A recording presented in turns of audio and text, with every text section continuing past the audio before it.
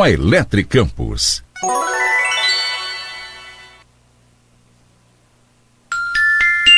Sete e 11 na Folha. O quê? De novo? Mas não tá cansado de tomar susto no fim do mês com a conta de energia?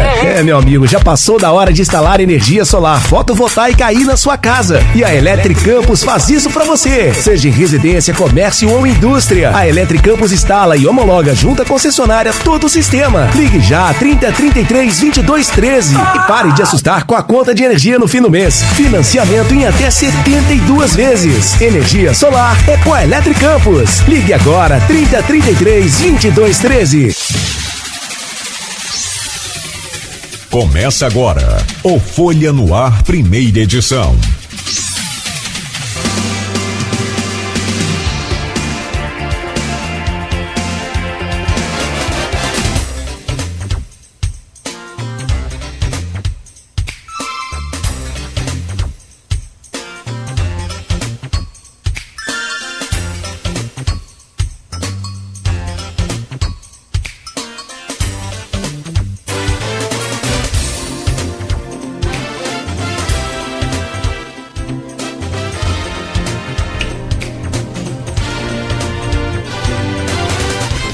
Quarta-feira, 6 de março de 2024, começa agora pela Folha FM 98,3, emissora do Grupo Folha da Manhã de Comunicação, mais um Folha no Ar, com todas as informações importantes para você começar este novo dia, essa quarta-feira, dia 6 de março, que já teve chuva pela manhã aqui na área central, pouco, mas choveu, por volta de 5 horas da manhã caiu um pé d'água aqui, leve, mas a previsão para hoje é de tempo com predominância do sol e calor, porém Campos tem agora o tempo nublado e no período da tarde, segundo o Instituto Nacional de Meteorologia, a probabilidade de chover aumenta. Hoje a máxima é de 32 graus, a mínima de 23. Agora aqui no centro da cidade faz 26 graus. No Folha no Ar de hoje, que já está no Face, no YouTube, daqui a pouco esse programa vai estar também disponível em podcast, logo mais reprise na Plena TV, para você acompanhar aí em todas as plataformas e, claro, na melhor hora do dia para você. Na edição de hoje, nós vamos contar com a presença de Aloysio Abreu Barbosa já temos a presença do Edmundo Siqueira, né, também dessa bancada, jornalista e blogueiro do jornal Folha da Manhã, para a gente receber aqui, nesta edição e nessa semana especial da mulher, que fazemos com o Folha no Ar, e isso já é uma tradição nesse mês de março, mês da mulher. Hoje vamos receber a Letícia Machado Aertel. Ela é advogada com especialização em Direito Internacional, Direitos Humanos e Patrimônio Cultural, com a atuação na Corte Interamericana de Direitos Humanos e também na Comissão de Direito Internacional da ONU. A Letícia vem para falar, né, sobre essa guerra de Israel na faixa de Gaza, a guerra da Ucrânia também, né, vista pelo direito internacional, essas duas guerras que, né, vão matando aí sem freio neste momento.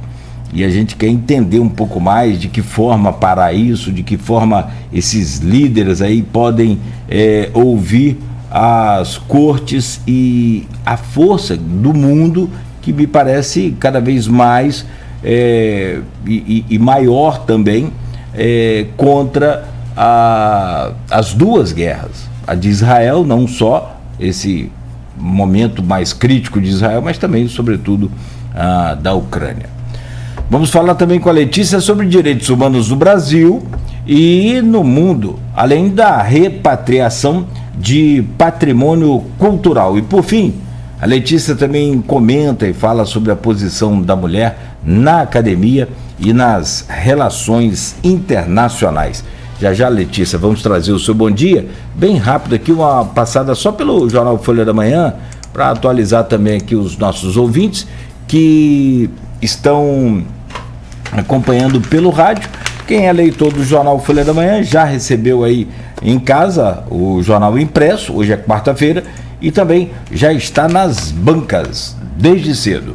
Na capa da Folha é destaque principal e é uma pergunta: com concorrência, Capucci no União e os 9 vereadores? É uma pergunta do milhão, no mínimo. Está na capa da Folha. Todo esse contexto, essa situação aqui, a filiação a partido de Rodrigo Bacelar reforçaria aí essa aliança. E o Capucci, então, teria hoje a bancada completa dos 9 vereadores aí, né, inclusive o Elísio, que, segundo aí as informações da oposição, já teria conversado com o Carlos. Nomes da oposição na Câmara em avaliação para irem à base, é o que a gente falou aqui. E Danilo Barreto, no espaço vazio em São João da Barra, como pré-candidato na oposição. Todos os detalhes aí, os pormenores estão na página 4 do jornal Folha da Manhã. Ainda na Folha, 1 ano sem Letícia e Hugo Machado por ato. Clamor por justiça, familiares, né?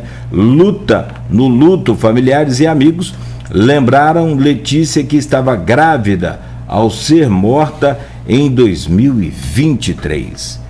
Em dia de protesto na saúde, MP recebe mães por atendimento especializado. Elas que chegaram a fechar a rua no centro da cidade ontem. O pedido de ajuda de mães aí, de crianças e adolescentes atípicos são recebidos, né, pela promotora Anique Rebelo. É destaque também na capa da Folha. Mudança de partido para a eleição inicia nesta quinta-feira, é a chamada janela que será aberta aí, né, como sempre acontece. Gabinete de crise debate dengue com 1.900 casos. Primeira reunião vai ser hoje. Após Folha, intervenções no acesso a condomínios atrás do Boulevard. Buraco e mato, enfim, tomando conta lá daquela região. Tá na capa da Folha ainda, é destaque aí. Apoio de... E movimentou ontem as redes sociais, isso aqui deu um buchicho doido. Apoio de Flávio Bolsonaro com Queiroz a vereador? É outra pergunta na Câmara de Campos. Está aqui na capa da Folha da Manhã. Está no ponto final também. Sinalização ignorada, trânsito muda, mas desrespeito segue. Arlete passeia por sua obra e antecipa peça da literatura aos palcos. Arlete Sendra, mais uma mulher que nós recebemos aqui no Folha no Ar nessa semana especial. E como eu já disse, hoje também, nessa semana, né, em homenagem ao mês, ao dia, que na verdade são todos os dias, né, da mulher, a gente recebe aqui a advogada e especializada em direitos internacionais, direitos humanos e patrimônio cultural, a Letícia Machado Aércio. Letícia, que prazer poder recebê-la aqui nesta manhã de março, dessa vez aí uma homenagem também da nossa bancada, do nosso programa, a você e a todas as mulheres, né, da sua família, do seu redor aí, e a todas as mulheres nesse dia, nessa semana que a gente festeja aí o dia 8 de março. Seja bem-vinda, é um prazer recebê-la hoje. Muito obrigada, Cláudio, muito obrigada a todos que nos ouvem, bom dia a todos. Bom, muito bom, parabéns aí pelo seu dia já antecipado, pela sua luta, parabéns por tudo. Deixa eu trazer o bom dia do nosso querido Edmundo Siqueira, hoje nessa bancada. Edmundo, que tem, né, uma aproximação com a doutora Letícia, em função também, né, Edmundo, conforme a gente falava no ano passado, na primeira entrevista da Letícia aqui deste programa, sobre essa repatriação do patrimônio que a gente tanto busca, que a gente tanto quer, e a Letícia tem essa experiência, tem esse know-how, tem esse conhecimento, o que pode facilitar em algumas conquistas para Campos. Ô Edmundo, bom dia, que prazer recebê-lo aqui nessa bancada, sempre, seja bem-vindo. Cláudio, obrigado, é sempre um prazer estar aqui, mais uma vez, nesse programa que é tão diverso, tão importante para a cidade, para a região. E sempre que for solicitado, estamos aqui na bancada e colaborando. É um prazer ter aqui a Letícia novamente. Letícia, principalmente agora nessa Semana da Mulher, né? A Letícia é uma mulher de uma formação muito sólida, né? Formada pela USP, acho que é segundo mestrado agora, né, Letícia? Isso, estou nos últimos dias aqui do mestrado em História, mas eu já tenho mestrado em Direito pela Universidade de Munique. Isso, segundo mestrado aí, né, em História, que é um tema que eu gosto pouco, né, Nogueira? Você já conhece aí. E que bom que ela está aqui com a gente, principalmente nessa semana, e vamos discutir assuntos importantes aí, internacionais, que é a área dela, né, mas também em relação aí a essa questão do patrimônio, que Campos tem muita relação também com isso, né? Muitos patrimônios nossos, muito acervo nosso foi perdido. E, enfim, bom dia a todos que nos ouvem aí, nos assistem. É um prazer estar aqui. Edmundo, eu peço a você para abrir essa pauta de hoje. E aqui, no destaque da chamada do programa, a gente tem esse tema que é um tema que, na verdade, dá um programa inteiro, né, Letícia e Edmundo, quem está nos acompanhando, que são essas duas guerras aí que a gente não consegue compreender, motivos de tanta matança, de carnificina, enfim. Teve polêmica aí de comparação da guerra de Gaza com o Holocausto, e aí a gente sabe de onde isso veio e aonde isso foi parar. Então eu queria te pedir para, por gentileza, abrir essa pauta aí. Isso, Nogueira, primeiro, duas observações eu acho que devem ser feitas aí, principalmente na sua abertura. Primeiro é a questão do Queiroz. Acho que Campos tem muita coisa devendo aí, né? Principalmente a gente foi uma das últimas cidades a abolir a escravidão e tal, mas não precisava ser tão castigo assim, né? O castigo podia ser um pouco menor, mas enfim. Merece. Tem um candidato como o Fabrício Queiroz aí, com toda a ligação que ele teve, enfim. E tinha um outro também, né? Já tinha um outro lá além daquele outro, Paul Bell de Maricá também. Paul Bell. Ninguém merece. Mas é um assunto para outro papo. Letícia, a gente na Folha, é um veículo, né? O Grupo Folha é um veículo de muita abrangência e com vários tipos de mídia, e a gente trabalha, obviamente, com factual, né? E com analítico. O que a gente faz aqui hoje vai ser, eu acho, um pouquinho dos dois. E o factual aí, pelo que eu pesquisei ontem, você que é especialista vai nos tratar aí com muito mais profundidade, é a questão da última decisão da Corte em relação envolvendo a Nicarágua e toda essa questão que teve agora recente, se não me engano, foi ontem, né? Ontem.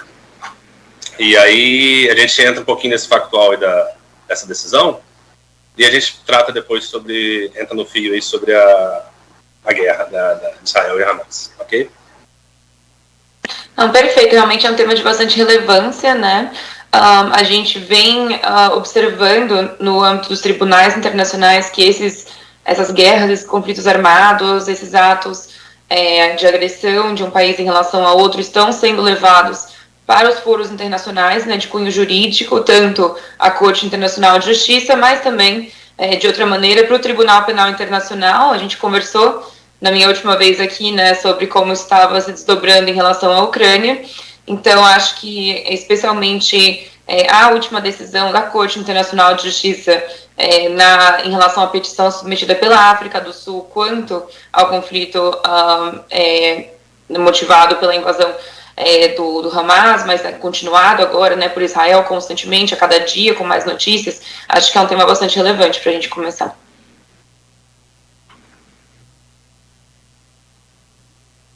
Deixa eu conferir aqui, o Aloysio está chegando aqui na conexão. Aloysio, abrimos aqui agora, exatamente, 7 horas e 25 minutos. Então, vamos contar com você aí para trazer essa abertura de pauta, então. Estamos abrindo aqui o programa.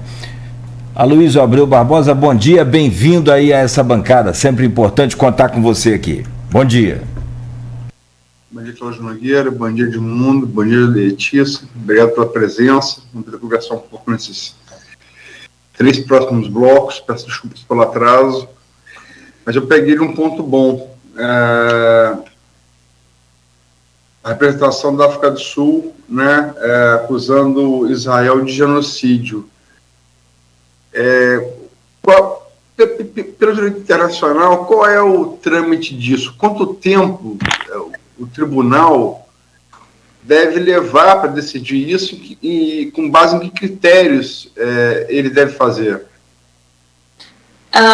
Bom dia, Luiz, que bom que você se juntou a nós. Então, em relação à análise da Corte Internacional de Justiça, ela, obviamente, os processos têm duração variável, mas uma característica que esse processo impetrado pela África do Sul tem é que ele implica um pedido de medidas provisórias. Né? No direito nacional, inclusive, a gente acaba gerando uma confusão com esse termo, que medida provisória tem um sentido jurídico distinto. A medida provisória de um tribunal internacional é como se fosse uma espécie de cautelar. Né, uma decisão antecipada, preliminar, em relação a uma situação que se desdobra e que tem um risco real de continuidade de dano, e o tribunal se antecipa em alguns aspectos dessa decisão. Então, no caso da petição da África do Sul, a gente viu, né, que eles impetraram o pedido de consideração da Corte Internacional de Justiça em relação à Convenção do Genocídio em dezembro do ano passado, e agora no final de janeiro a gente já teve a primeira decisão da Corte em relação às medidas provisórias solicitadas. Agora, teve a entrada da Nicarágua no processo, que, como o Edmundo apontou, e agora a gente vai proceder para os méritos do caso. E isso pode variar, pode demorar em até talvez um ano, só que considerando a urgência desse caso e a importância que ele tem para o cenário internacional, é provável que a Corte vá priorizar o trâmite no mérito também e entregar uma decisão o mais rápido possível. Mas tem uma projeção de tempo? Existe uma projeção de tempo? O regulamento da Corte Internacional de Justiça, ele não dá um prazo para a totalidade do processo, até porque tem processos que têm procedimentos em número maior do que outros, né? Existem prazos para apresentação da contestação, por exemplo, por assim dizer, usando um termo do direito nacional, mas a Corte Internacional de Justiça não vai ter um prazo definido, especialmente considerando que esse é um caso que provavelmente vai ter muitas audiências e intervenções de outros estados. Como a gente viu, quando, no caso levado anteriormente, no caso levado em relação à Ucrânia, na Corte Nacional de Justiça, a gente teve uma participação de mais de 30 países nas audiências públicas do tribunal, e evidentemente isso demora um pouco mais, também gera um substrato maior sobre o qual a Corte precisa se debruçar. Porque você falou, tem um caso inteiro da Ucrânia, né? O que muito se discute, porque vira jogo de...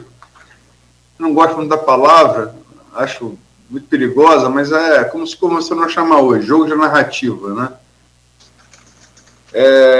Bolsonaro, na época da pandemia, dizia que quem era de direita tomava tubaína e quem era de direita tomava cloroquina e quem era de esquerda tomava tubaína. Me parece mais ou menos parecido. Se você...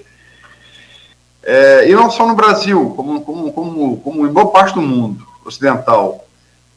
Se você é de direita, você é a favor de Israel incondicionalmente. Se você é de esquerda, você tende a esquecer os ataques terroristas do Hamas que iniciaram esse conflito, ou relativizá-los, ou pior, até tentar justificá-los como uma atitude, fazendo analogia para a resistência francesa na Segunda Guerra Mundial, por exemplo, e chamar o que ocorre em Israel de genocídio.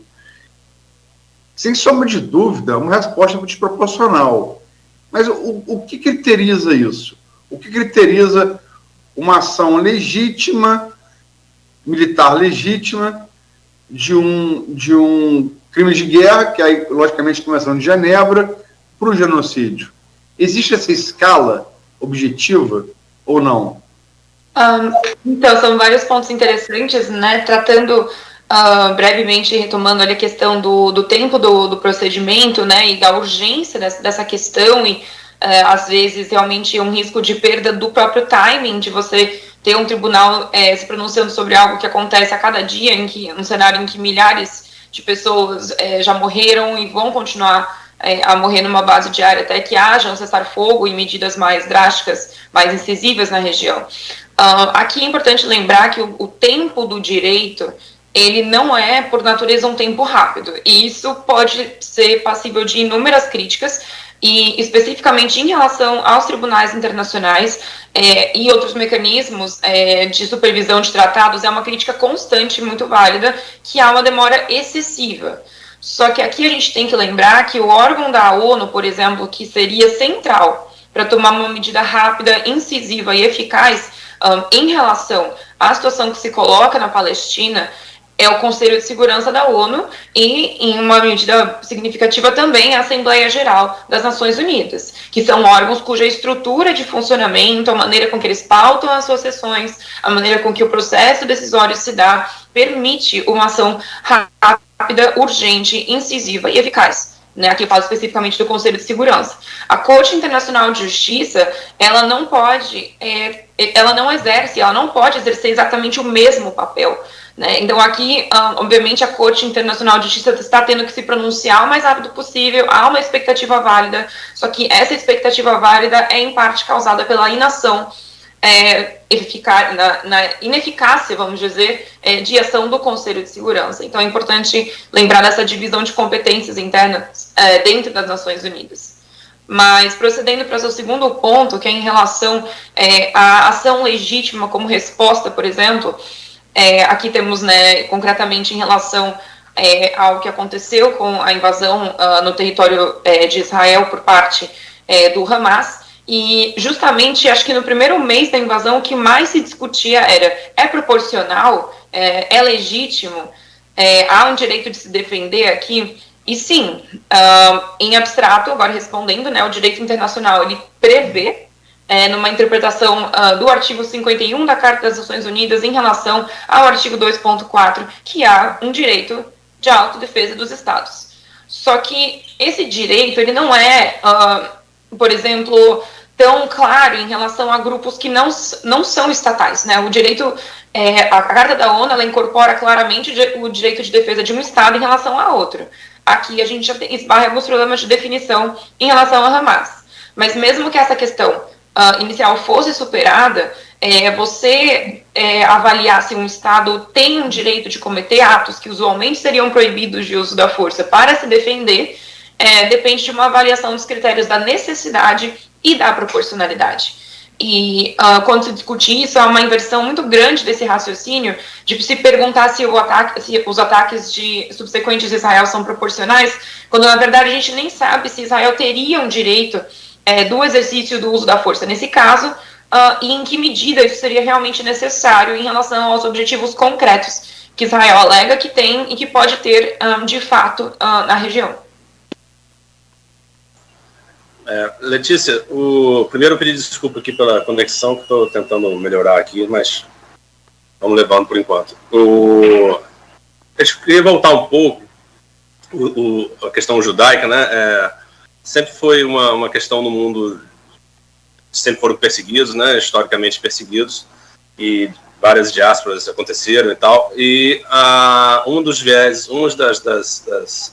da parte judaica de esquerda, de viés marxista inclusive, tentou integrar os judeus nas comunidades, nas sociedades que eles foram ficando, e o movimento sionista, que é a criação do Estado judeu, o Estado de Israel, ele veio depois, enfim, veio um movimento forte dentro do judaísmo. E, lógico que depois do Holocausto, depois da Shoah, depois da grande tragédia envolvendo os judeus, isso foi fortalecido dentro do direito internacional. A criação do Estado de Israel foi quase um consenso, que Israel precisaria realmente ter uma nação. E em 1947, salvo engano, a ONU decide a criação de Israel, inclusive com a participação ativa de um brasileiro, Oswaldo Aranha.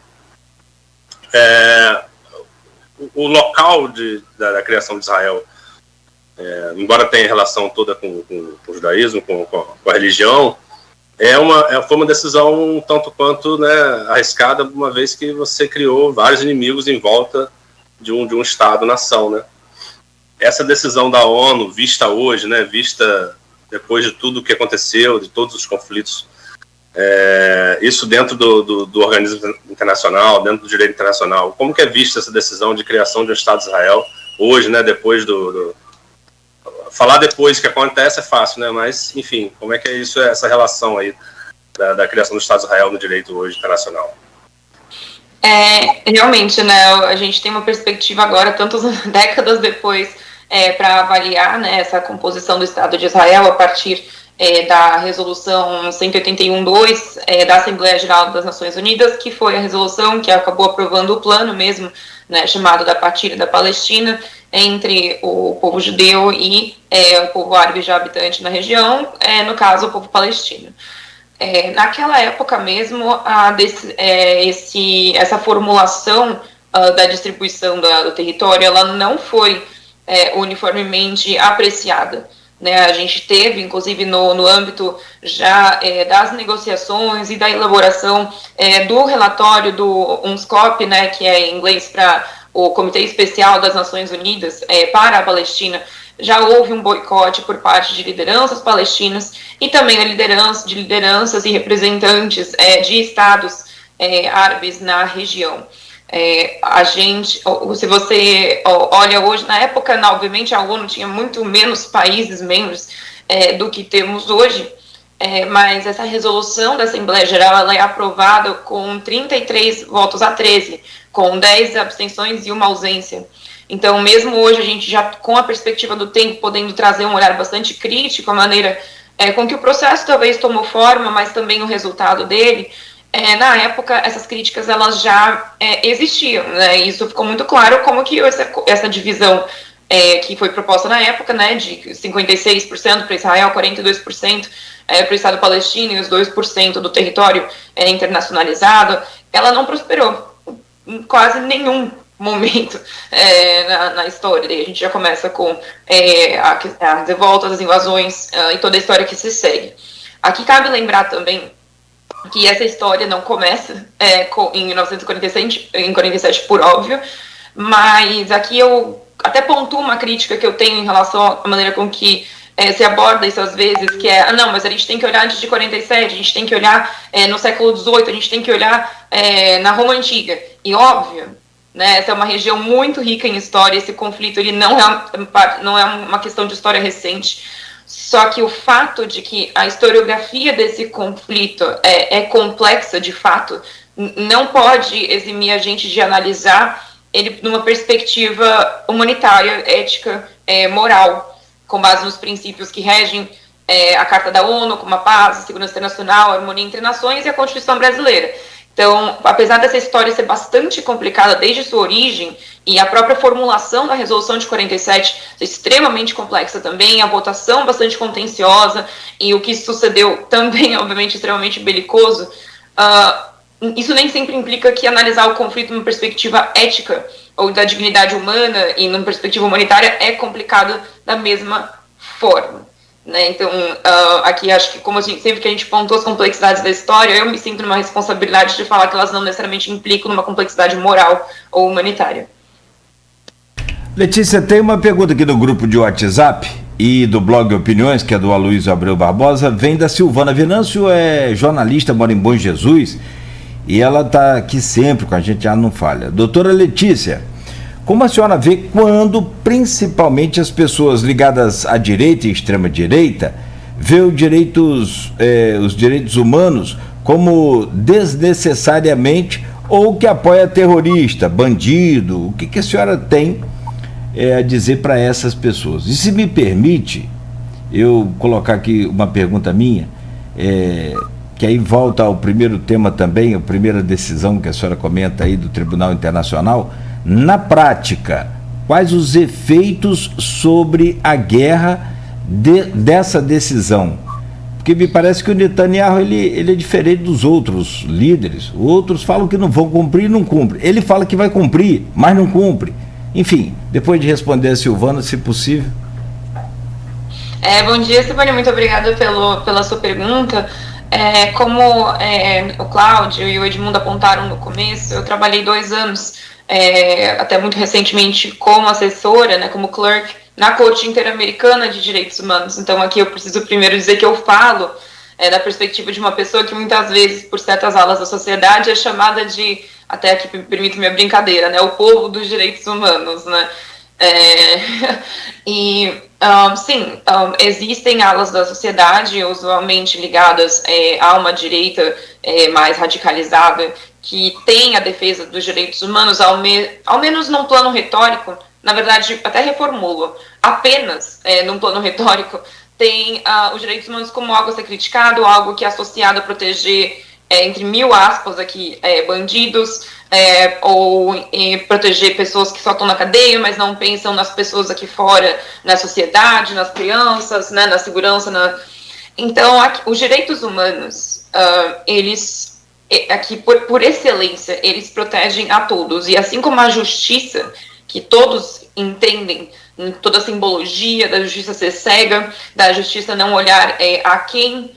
a princípio, obviamente, na hora de corrigir uma desigualdade factual, isso tem que ser analisado, mas não favorecer determinado grupo ou outro. E os direitos humanos, eles são intrinsecamente associados à ideia de justiça. Então, assim como a justiça, também não se olha a quem isso está sendo concedido. Evidentemente, existem categorias de direitos humanos, como as garantias do devido processo legal, que são agravadas no caso do direito penal, que acabam favorecendo pessoas, na verdade não favorecendo, isso é muito importante, protegendo pessoas que estão sujeitas a processos penais. Só que aqui temos que destacar que a pessoa ser sujeita a um processo penal não implica inculpabilidade, esse é um princípio básico do direito. Todas as pessoas têm o direito de serem tratadas como inocentes, até com o trânsito julgado serem declaradas culpadas. E mesmo assim os seus direitos humanos prevalecem, como dignidade na cadeia, assim por diante. Só que quando as pessoas dessas alas da sociedade criticam os direitos humanos, elas estão agindo em boa parte com hipocrisia. Porque um dos maiores planos, um dos maiores recursos retóricos da direita mais extrema na sociedade é a tal da liberdade de expressão. Né? E falo a tal, obviamente é um direito plenamente reconhecido nas convenções internacionais, na Convenção Americana de Direitos Humanos, no Pacto Internacional de Direitos Civis e Políticos. E essas pessoas se valem desse direito para proferir discursos que são ilegítimos ou até mesmo ilegais, né, no direito brasileiro e no direito internacional. Então, o que acaba acontecendo é que a gente tem pessoas que criticam a existência dos direitos humanos, alegando que é apenas para bandido, mas ao mesmo tempo a mesma pessoa, aqui estou evitando nominalmente, mas várias pessoas de relevância política no Brasil se enquadram nisso, já apresentaram petições na Comissão Interamericana de Direitos Humanos em Washington, né, que é o órgão que participa do sistema interamericano junto com a Corte Interamericana de Direitos Humanos, alegando violações da sua liberdade de expressão. Com base no mesmo documento que contém direitos tão criticados, como os artigos 8º e 25 da Convenção, que falam do direito ao recurso, das garantias das pessoas submetidas a processos. Então, a liberdade de expressão também é um direito humano que, obviamente, todos parecem entender que se aplica a todo mundo e não só a bandidos, ou então as pessoas estariam se chamando, né, de bandidas, o que, obviamente, não é a intenção aqui do discurso delas.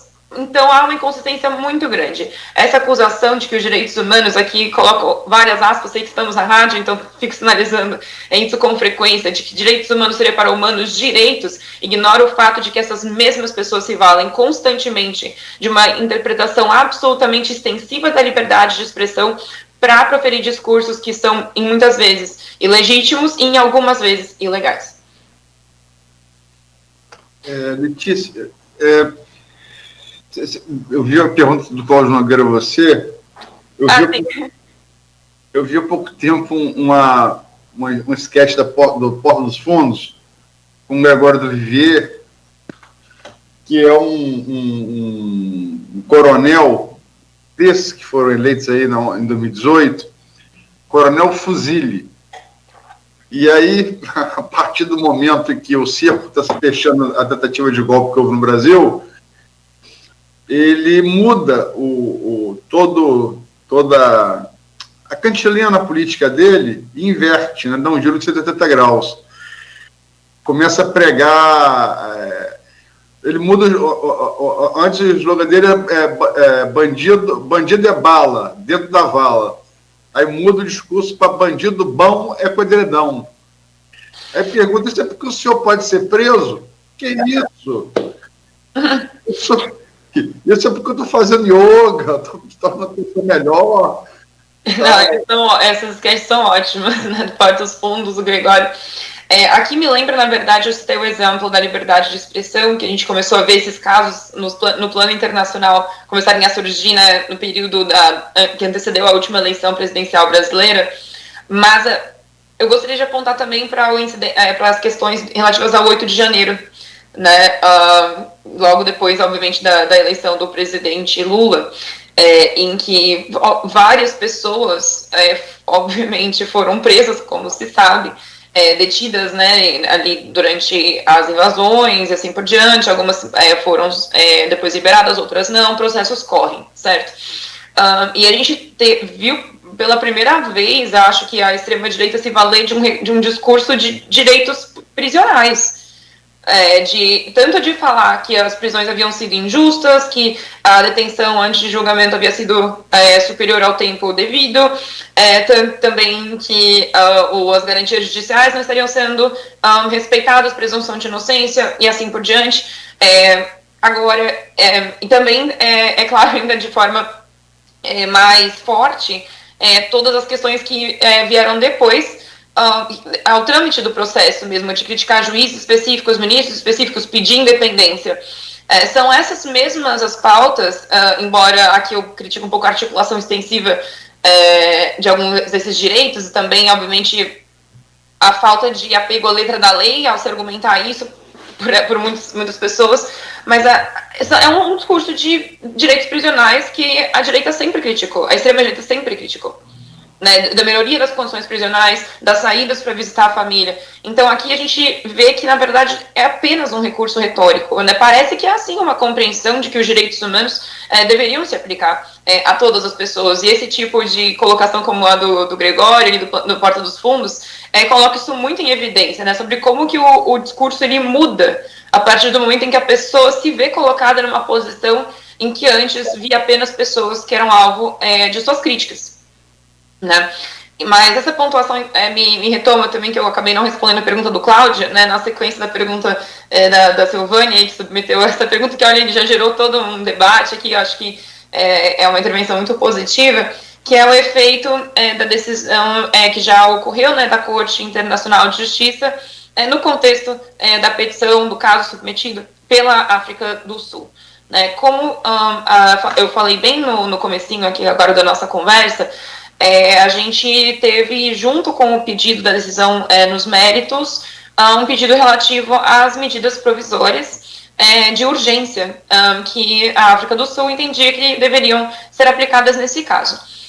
Aqui eu preciso fazer duas pontuações de contexto. A primeira é que a base da alegação da África do Sul é a Convenção do genocídio, né? Inclusive isso me retoma também uma pergunta que o Aloysio trouxe antes sobre como é a avaliação por parte das cortes. A gente acabou falando mais da questão da proporcionalidade e da questão da suposta autodefesa de Israel, mas obviamente a avaliação da situação jurídica que isso sucedeu implica numa avaliação do conceito de genocídio e da sua aplicabilidade, o que também foi um tema que abordei já com o Edmundo na matéria escrita dele.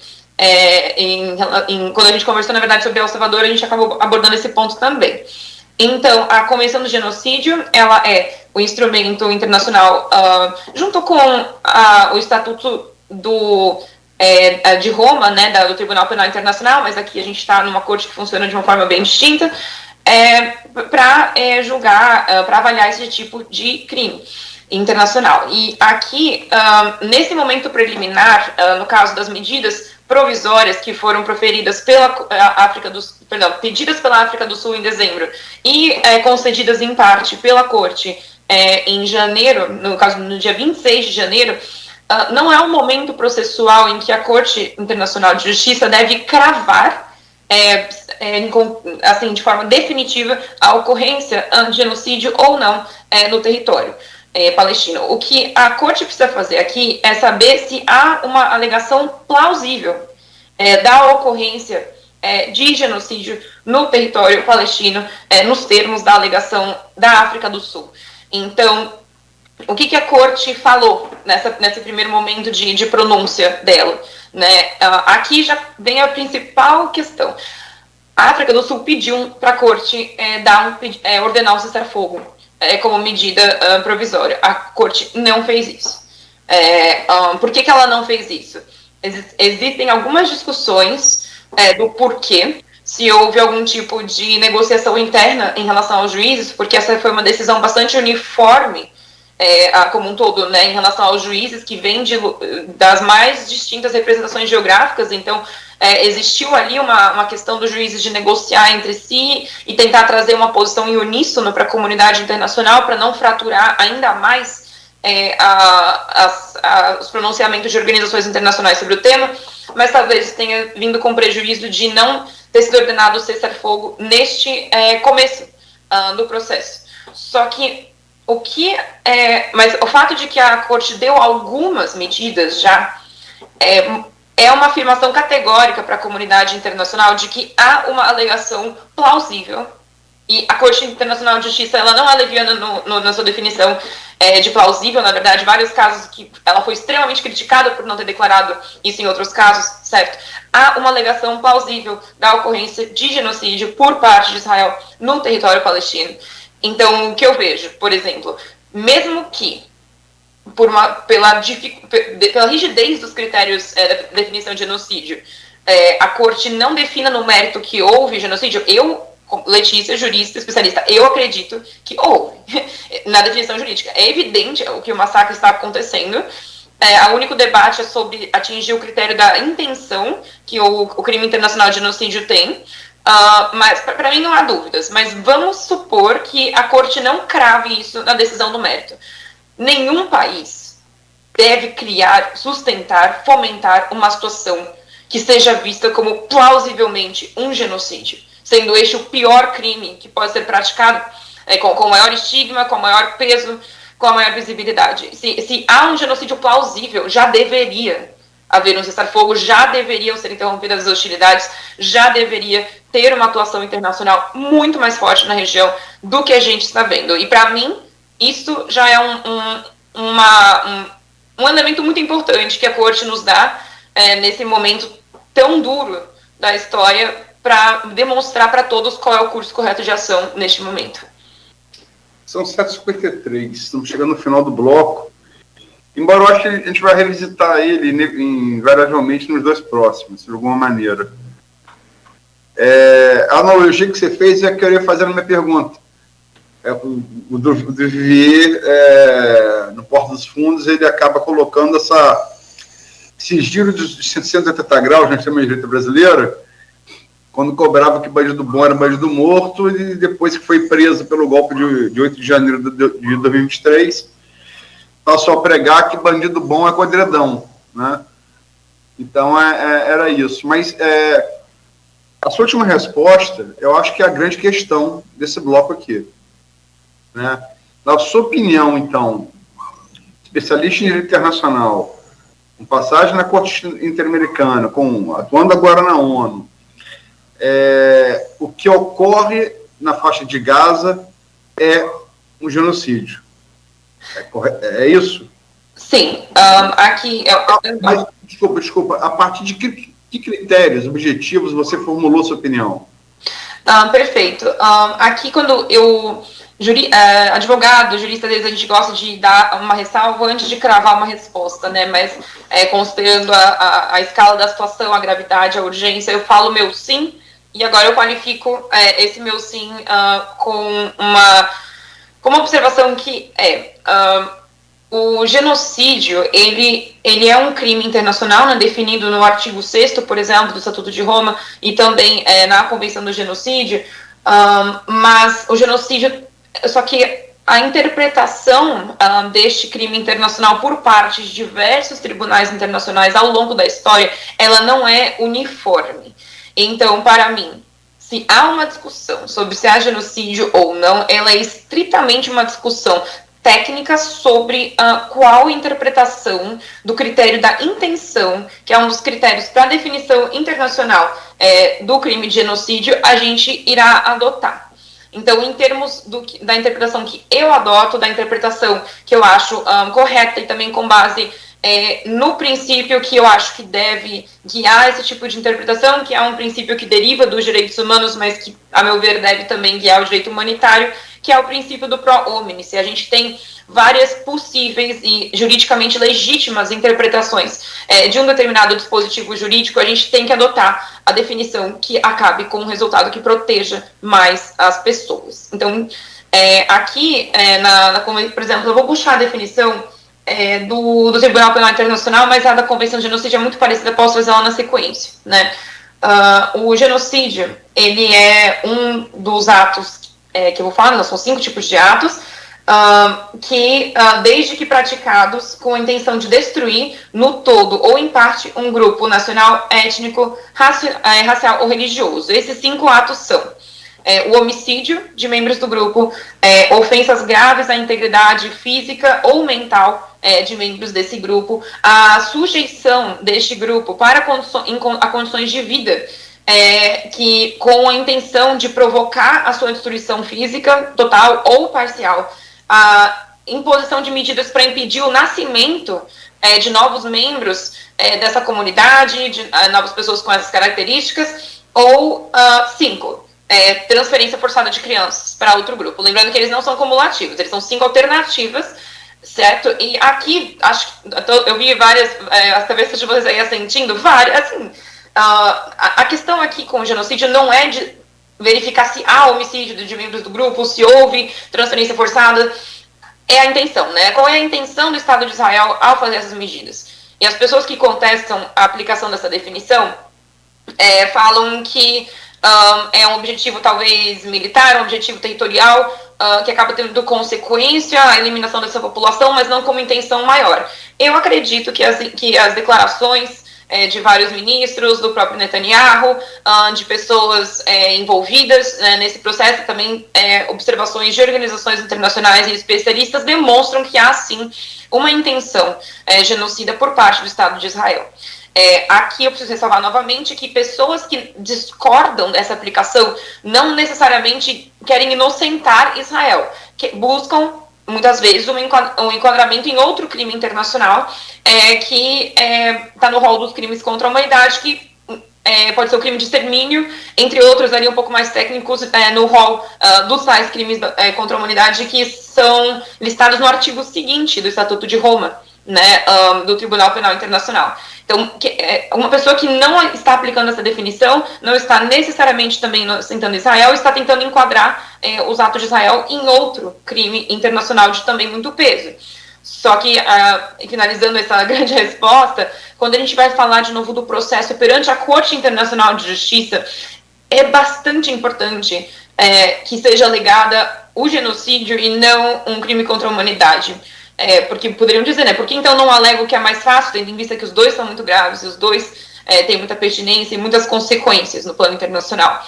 Porque a cláusula mais forte que prenderia Israel é a jurisdição da Corte Internacional de Justiça, ou seja, a maior base a partir da qual a Corte pode analisar a situação no território palestino, praticada por Israel neste momento, é a Convenção do Genocídio de 1947. E esta convenção, ela não tematiza outros crimes contra a humanidade. E é por isso que é muito importante que essa definição seja atingida, e por isso que há tanta movimentação por parte da comunidade internacional, para muito além da intervenção da África do Sul e agora da Nicarágua, para que essa definição seja adotada de forma extensiva. Então, na sua opinião técnica, o que ocorre promovido por Israel na faixa de Gaza é um genocídio. Explicou os motivos, né, de acordo com os termos da Convenção de Roma, que foi estabelecido a partir da Convenção de Roma. Dentro desses mesmos critérios, o ataque do Hamas, que matou mulher, criança, queimou gente viva, estuprou, também pode ser considerado genocídio. Hamas ter nos seus termos de estatuto a eliminação do Estado de Israel pode conferir dolo a esse genocídio? O que houve na guerra, o que houve está havendo com a invasão russa à Ucrânia, onde crianças ucranianas órfãs são sequestradas pelo Estado russo e treinadas para lutar contra a Ucrânia. Isso pode se configurar em genocídio? Então são duas perguntas. Perguntas tranquilas para a gente começar amanhã de hoje, né? Mas vamos lá, são perguntas importantíssimas, né? Então, eu anotei aqui a sequência, né, de exemplos que o Aloysio trouxe. Vamos para o primeiro, que é a questão do Hamas. Então, aqui eu preciso já relembrar o que eu disse na resposta anterior, de que o crime internacional de genocídio, a palavra genocídio, ela é definida nesses tratados internacionais. Citei ali o do Tribunal Penal Internacional, mas a Convenção do Genocídio, no seu artigo 2º é muito parecida e ela acaba sendo mais relevante, então eu vou focar mais na Convenção do Genocídio mesmo. Essas convenções, elas são feitas entre Estado e Estado, certo? O Estatuto de Roma ele é um pouco diferente, porque o Tribunal Penal Internacional ele é um tribunal que excepcionalmente julga pessoas e não estados, só que quando a gente vai pensar na ação aqui, que é plausível de argumentação, à luz, por exemplo, da estrutura da Corte Internacional de Justiça, a gente está falando de toda uma jurisprudência internacional que tem como ponto de partida que a gente vai analisar o cometimento de genocídio por parte de um Estado ou no caso do TPI, de agentes estatais. Então, a gente não haveria nenhum arcabouço interpretativo para colocar a tipificação de genocídio para cima das ações do Hamas. Então, aqui é uma resposta bem advogada. Vamos lá. Há um problema de para que essa norma foi feita. Posso fazer só um adendo a essa resposta, que são mais perguntas? O fato do Hamas controlar por voto direto desde 2006 a faixa de Gaza não torna ele responsável por um Estado? Sim, claro, via de regra, essa seria a interpretação, né? A Comissão de Direito Internacional, nos seus artigos sobre responsabilidade estatal, deixa bem claro a questão de como funciona a atribuição de responsabilidade a uma entidade que controla um território.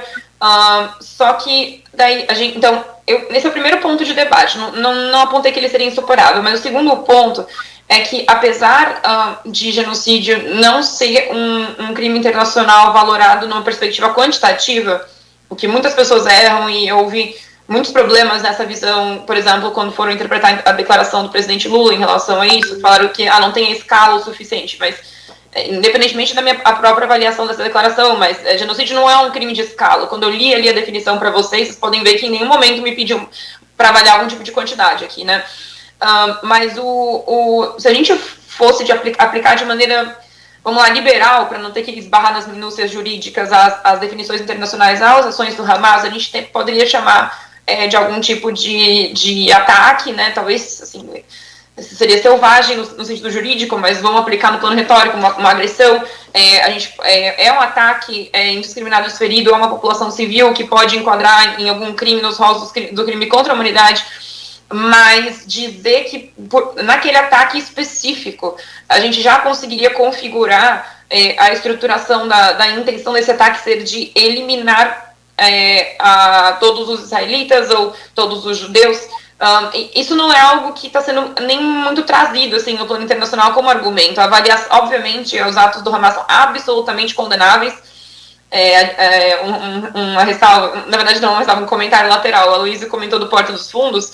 Tem um humorista também que eu gosto bastante nos Estados Unidos, que ele fala que ele não começa mais nenhuma entrevista sem falar que ele condena os ataques do Hamas, porque qualquer coisa que ele diga em relação ao conflito, se ele não começar falando que ele condena Hamas, todo mundo vai achar que ele apoia o Hamas. E, na verdade, assim, tudo isso aqui que eu estou falando da tecnicalidade jurídica parte do pressuposto de que as ações do Hamas foram e são absolutamente condenáveis, né? Agora a gente também vai ter que analisar a proporcionalidade da resposta de Israel. Mas então, tecnicamente é muito difícil de dizer que o Hamas cometeu genocídio, ou teve, mas isso não isenta o Hamas da extrema gravidade da conduta, tanto da perspectiva de um ato de agressão, novamente no sentido mais liberal do termo, mas também dos crimes contra a humanidade. Tá? Então, dizer que algo não é um genocídio não significa dizer que está tudo bem, né? Voltando, então, depois para a questão da avaliação da situação Ucrânia-Rússia, aqui eu acho que a gente tem um tema muito legal, que talvez a gente possa abordar com mais calma no segundo bloco, mas que quando começaram os processos judiciais relativos à situação da Ucrânia contra a Rússia, né, os 2 casos que a gente teve na Corte Internacional de Justiça, também o caso que se abriu perante o TPI, que gerou as restrições de viagem do Putin, que a gente debateu muito ano passado, não houve um argumento lá atrás, né, esse processo começou na verdade em 2022, de que a Rússia estaria cometendo um genocídio em relação aos ucranianos. A argumentação ela foi um pouco mais dotada de nuance, né, houve mas hoje, novamente, a gente pode pautar isso com calma no próximo bloco, mas hoje se levanta entre os internacionalistas a possibilidade de entrar com um terceiro caso perante a Corte Internacional de Justiça, daí sim, indo frontalmente com uma acusação de que a Rússia comete genocídio no território ucraniano. A primeira acusação que foi feita, usando a Convenção de Genocídio, ela é um pouco mais complicada. Isso saiu na matéria que o Edmundo me entrevistou também. A Ucrânia estava acusando a Rússia de se utilizar da definição internacional de genocídio para cometer atos de agressão no seu território, mobilizando assim a Convenção de má-fé como um mero pretexto, né? Uma convenção que foi feita para proteger pessoas, ser usada para atacar pessoas. Agora, considera-se a possibilidade da Ucrânia fazer o argumento direto, especialmente considerando a piora na situação, demais declarações feitas por autoridades russas e também a absoluta piora, né, da situação do conflito, que no momento até pode ser visto como um conflito estagnado, mas na verdade é porque a comunidade internacional também está olhando para outras coisas agora. Né, o conflito persiste, né, as violações de direitos humanos persistem, os ataques persistem e é muito importante que essa questão jurídica também seja encaminhada com a mesma seriedade. Perfeito. Eu falava no começo do programa que é o tema para a gente fazer um programa inteiro só com ele, né? Não consegue nem terminar o programa, mas a gente vai dinamizando, aproveitando as respostas também inteligentes da Letícia para a gente abordar outros assuntos. A Luiz já falou também que vira e mexe a gente volta a tocar nesse tema, isso é inevitável.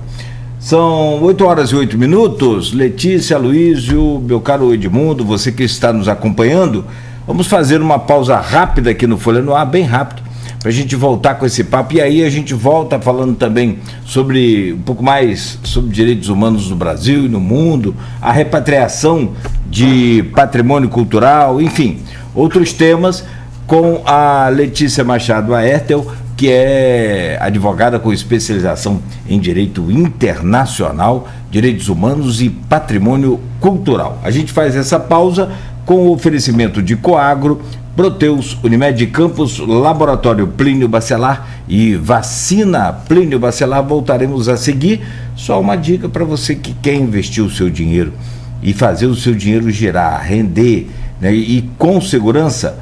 É melhor ouvir aqui a dica dos especialistas da Nauta XP Investimento. Confira aí.